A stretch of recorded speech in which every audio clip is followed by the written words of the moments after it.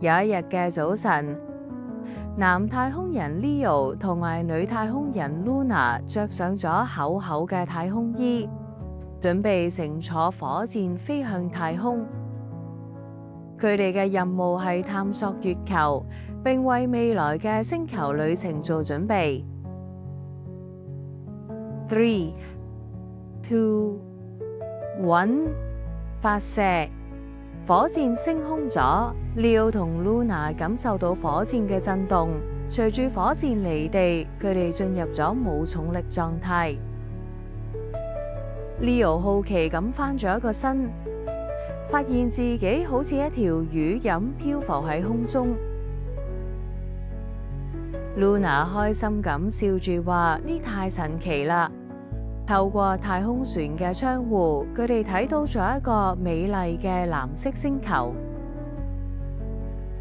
地球仿佛一粒閃耀嘅寶石。進入太空之後，佢哋開始喺太空船內做實驗，比如觀察植物喺冇重力中嘅生長情況。佢哋忙得不亦樂乎，但係亦都享受住有趣嘅太空生活。忽然一聲警報響起，小心，有隕石接近！小心，有隕石接近！ Luna 快速檢查咗太空船嘅狀況， Leo 則冷靜咁操控太空船，成功避開咗危險。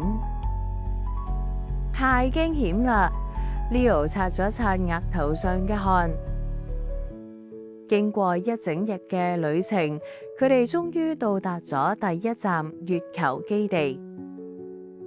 月球表面滿係灰色嘅沙子同埋坑洞，佢哋喺基地裏邊安頓落嚟，並期待下一次嘅冒險前往其他星球。